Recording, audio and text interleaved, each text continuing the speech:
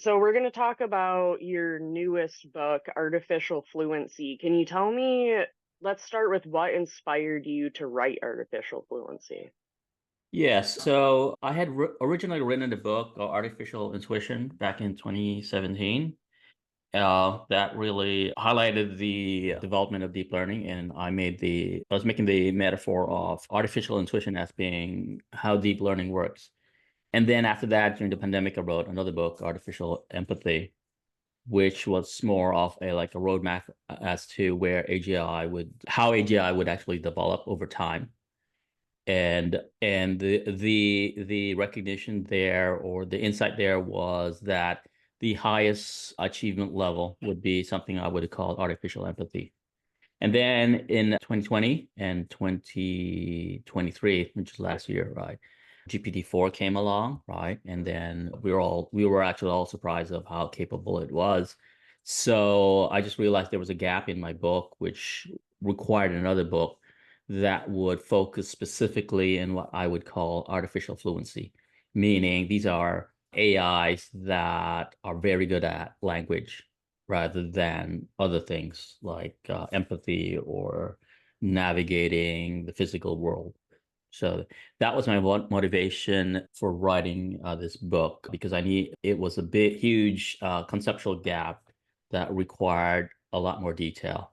And I also realized that a good way to explain these recent developments, is to use the metaphorical language as a way to map or as a way of using something that is familiar to us to explain something that is entirely new.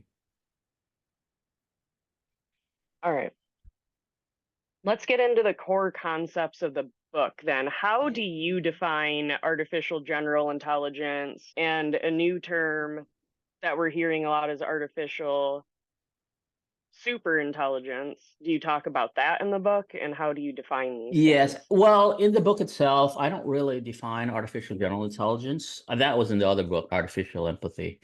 But I sort of decide where we already have AGI in the form of these large language models. So AGI is here. In fact, there have been several papers, one from Peter Norvig that really does claim that AGI is already here. That his claim is, and then a group by DeepMind saying how would we actually evaluate these systems? So it's really a spectrum of general intelligence. So they may not be as capable as humans today, but you might think of them more as toddler kind of AI. So they're capable to a certain extent. In fact, they're kind of superhuman in the domain of language models, right? So when we're talking about just working and massaging words, they're actually superior in capability than most humans, right?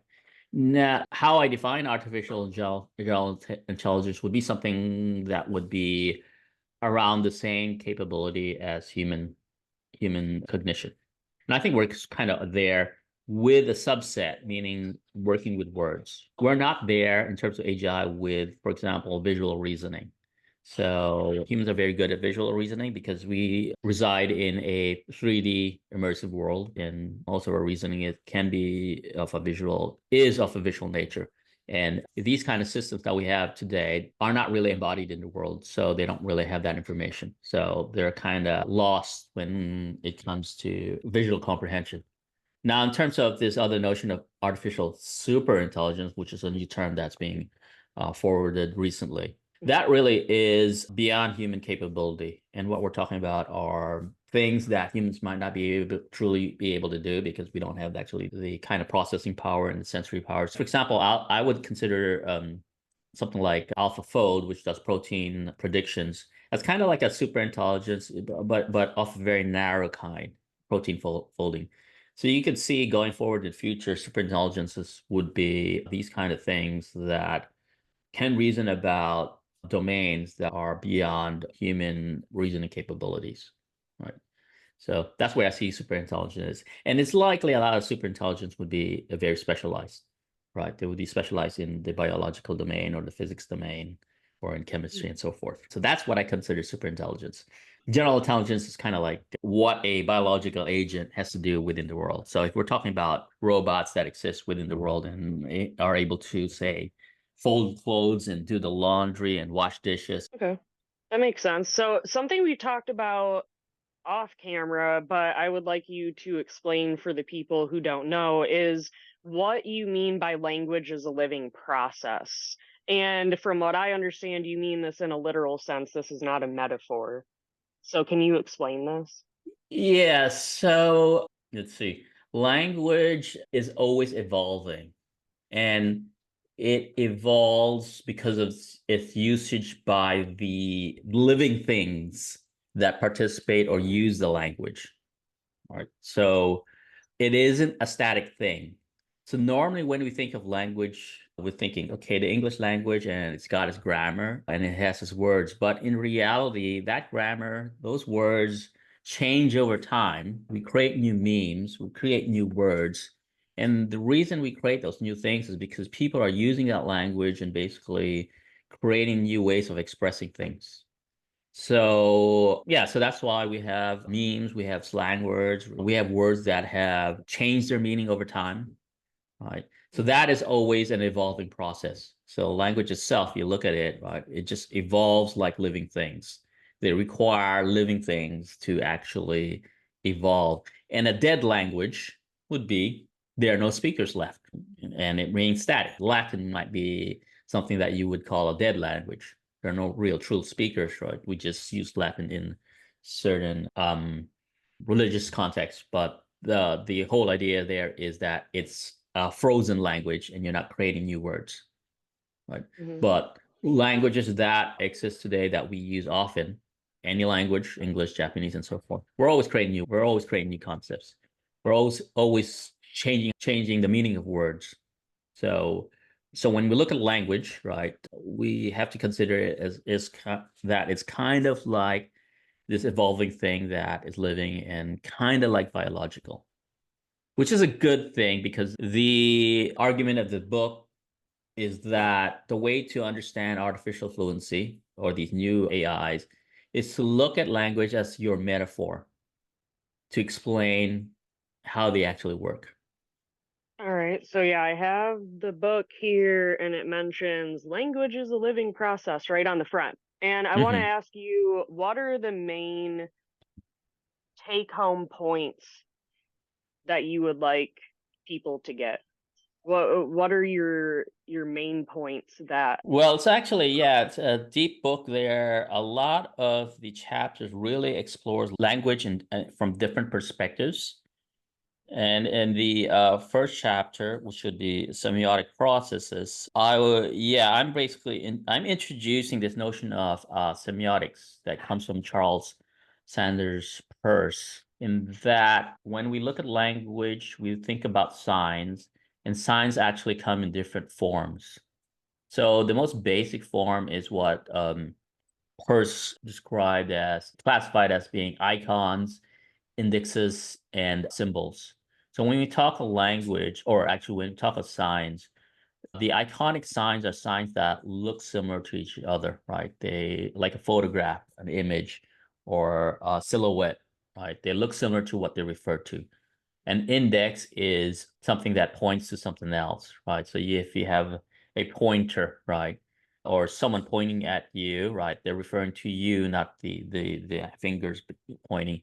And the last kind of sign is a symbolic sign, which is something that is, if you look at it, they don't actually have meaning other than the kind of conventional or norm, right, that has been created. So, example, if you see the word dog, right, as a symbol, right, they don't actually mean anything, right? I mean, you can't figure out what their meaning is unless you understand the original language from where it's being expressed. So, I use a lot of Peirce's concepts on semiotics, not just signs, but even the notion of Peirce has a habit of framing everything into three things.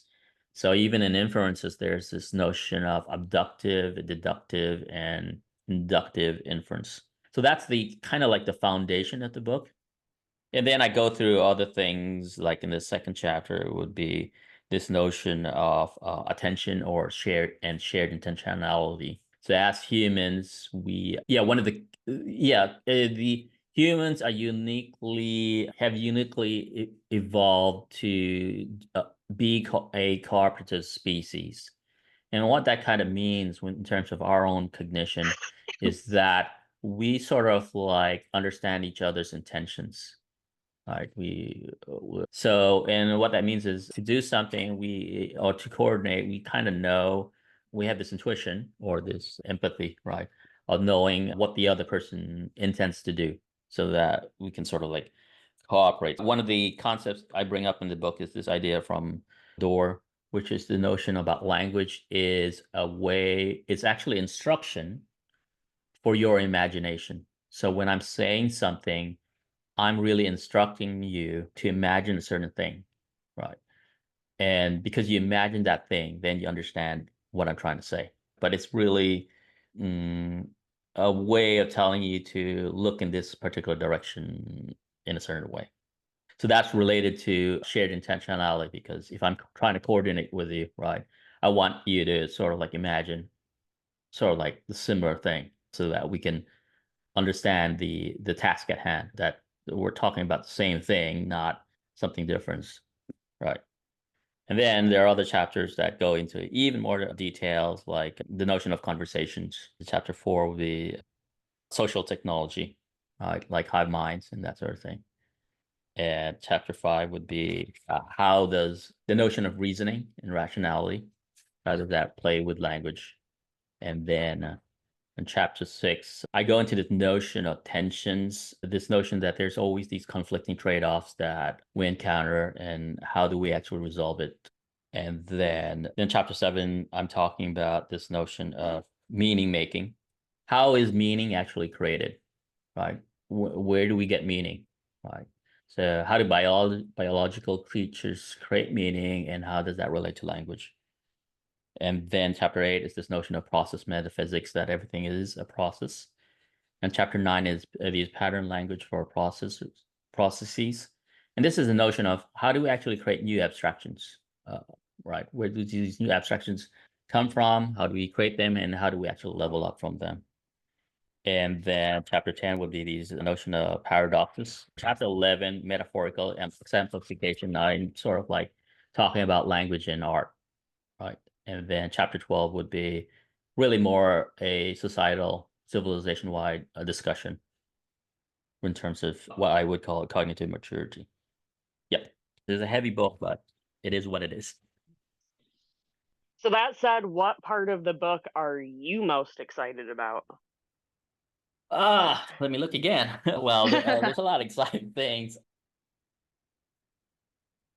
Well, on the grand scale of things, chapter 12 is good in terms of that. It tries to explore the issues that we have in this world, these things that we call multipolar traps, and how do this actually get resolved from the perspective of language and that sort of thing.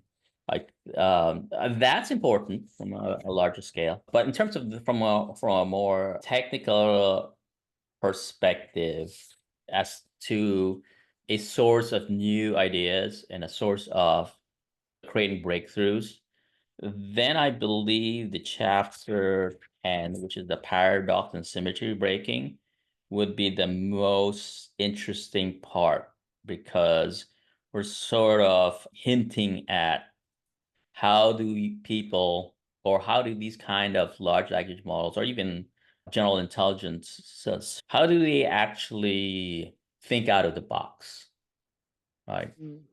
Because usually, yeah, I think it's very difficult for people to really think out of the box. Most people can't think out of the box, or actually even think outside of their language, right? Mhm. So people are accustomed to the language, and we can play within that language, be comfortable and competent in that language. However, if you need to make that kind of breakthrough, right, to get to the next level, to level up in our own thinking, how do you actually do that that when everything that you express is confined to your language, to a language that you're accustomed to? So how do you actually create new languages? So I think from the technical opportunity to make an advance, I think that is probably would be the most impressive part. Okay. What type of audience do you think will benefit the most from reading Artificial Fluency?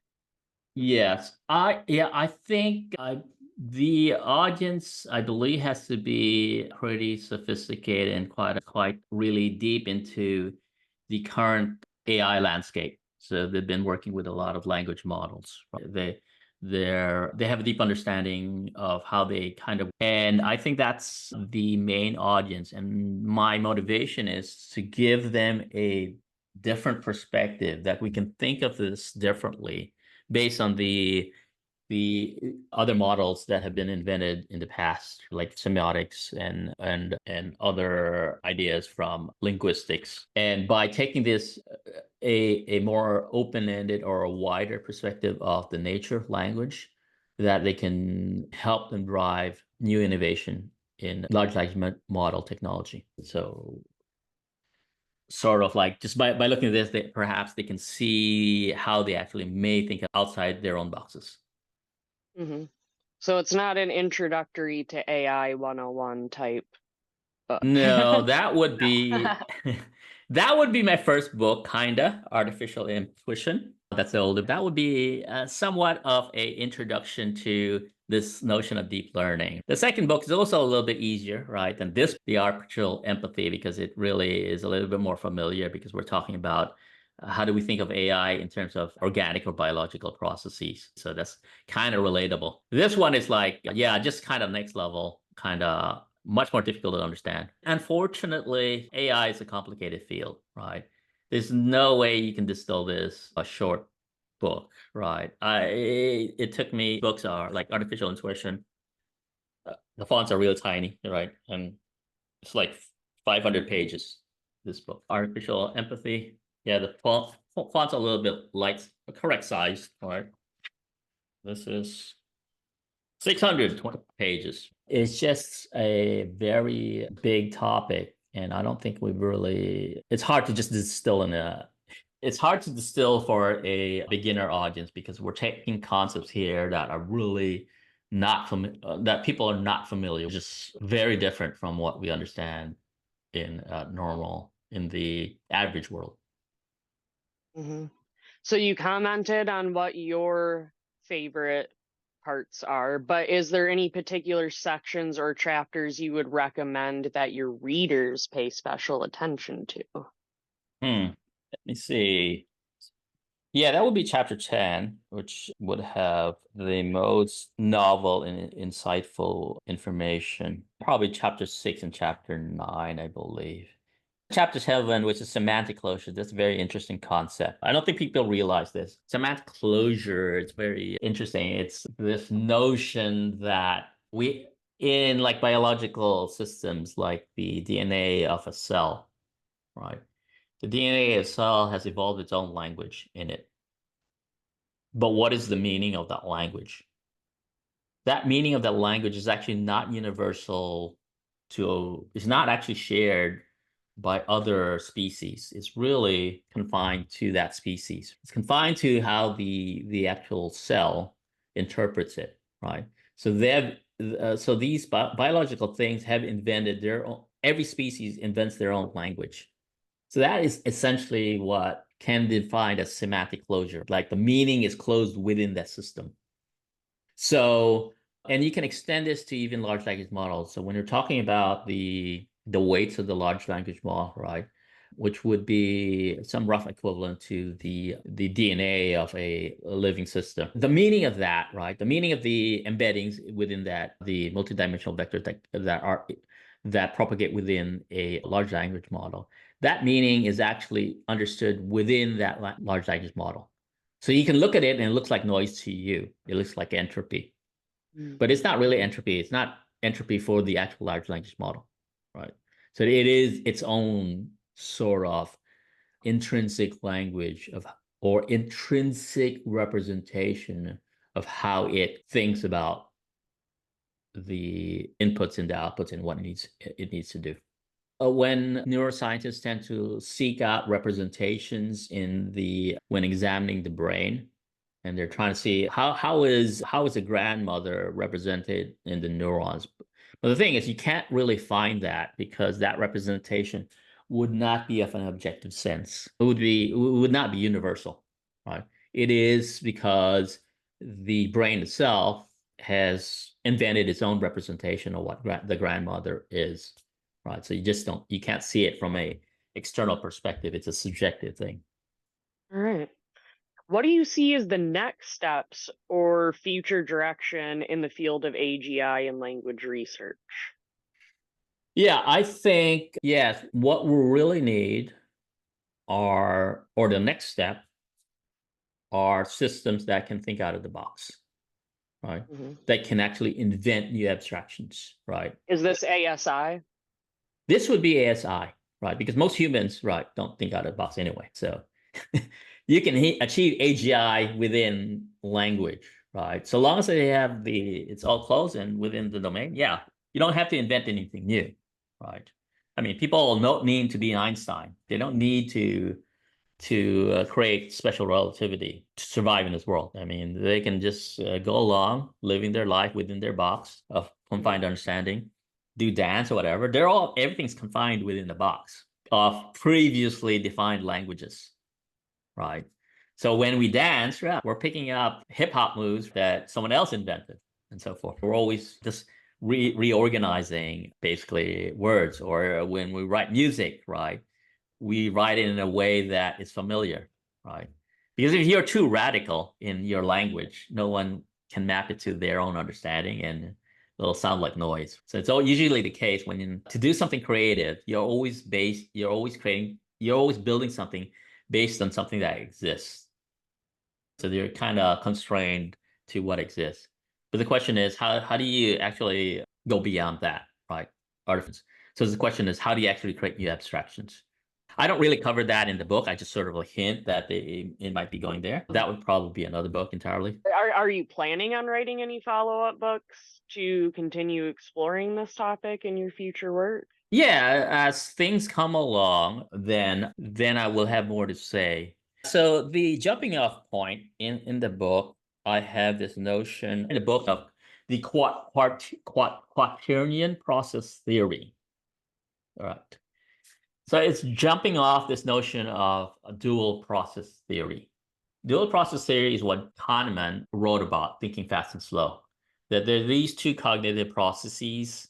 One is fast, very intuitive, parallel, and the other one is slow, reflective, right? Sequential, right? That the brain uses to reason about things. So that's his theory. That's what we call dual process theory. They're sometimes called system one and system two.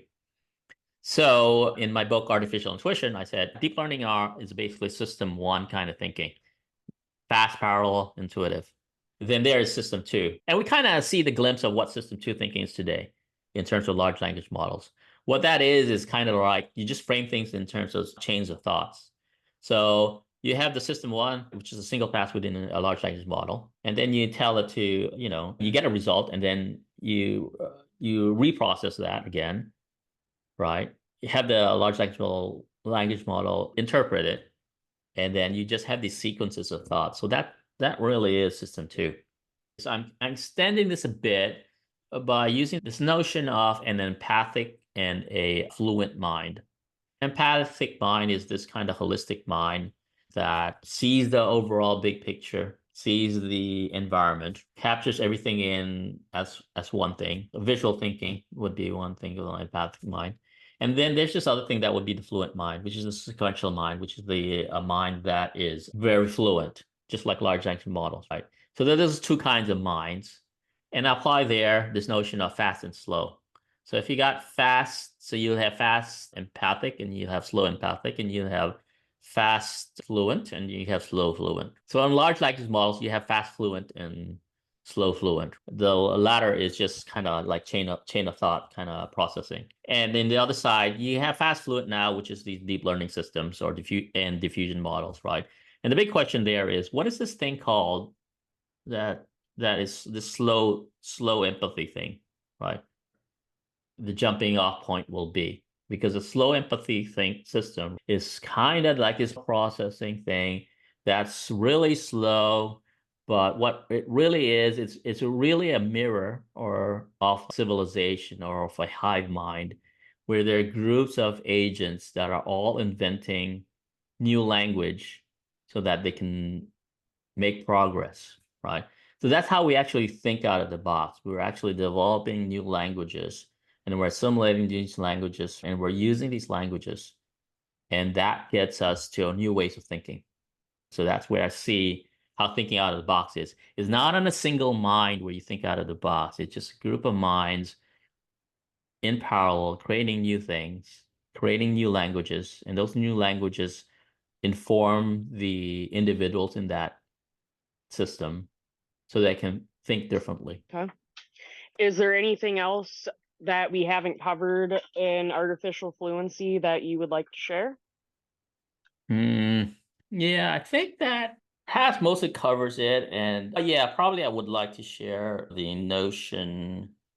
Yeah, there I was in an interview the other day and they were asking me, do I worry about do I have this what do I think about this doomer idea of AI wiping out everyone, right? Mm-hmm. Wiping out humanity. And my explanation is I don't think so. I have a more positive outlook. In my book, Artificial Empathy, I bring up the notion of the spiral dynamics. So there's this notion of the evolution of society and minds, which we call spiral dynamics. So at a certain level, right, at a lower level, humanity is at survival mode, and then at a higher level, you might have they call it a red level where everything's hierarchical and might is right and right. And then at the next level, there's blue, which would be there is a truth is, I mean, an emphasis on truth. So you would have basically civilization structured around religions. And then you would have at the next level, I believe is orange, which would be a more achievement oriented society, right, where personal achievement is prioritized, right? So, and in some way, some sort of self-development comes into play there. And then at the next level, there would be green, which would be not just individual development, right, but collective development, collective self-improvement. And then above that would be teal or yellow, depending on the color scheme. It's more of like an integrated mind. And then above there is some higher level mind. So that's how society seems to be developing, right? So when we look at these large language models, we sort of recognize, if we look at the most advanced large language models like Claude, you sort of recognize it actually has a worldview. It has a holistic organic worldview, right? Which kind of is almost like one of the higher levels of spiral dynamics. And this kind of Mm-hmm. makes sense because if you are a advanced intelligence, if you're actually consuming a lot of different perspectives, right? A lot of different viewpoints, and you're sort of integrating those viewpoints in a way that is harmonious to all the different perspectives.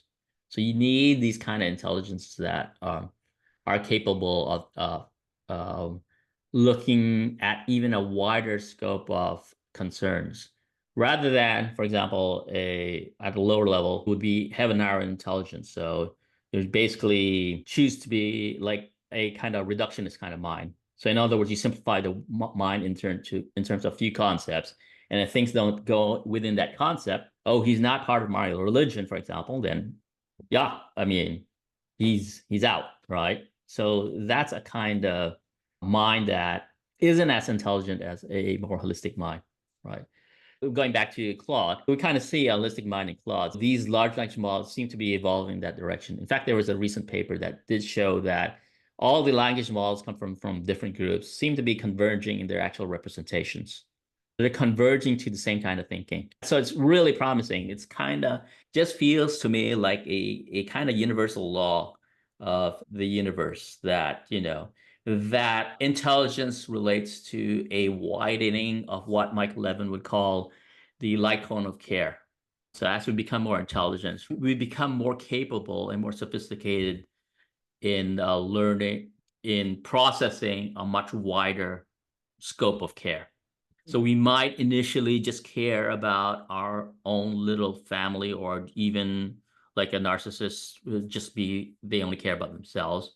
But over time, right, as our minds evolve, we care about our community, we care about the nation state, we care about the humanity as a whole, right?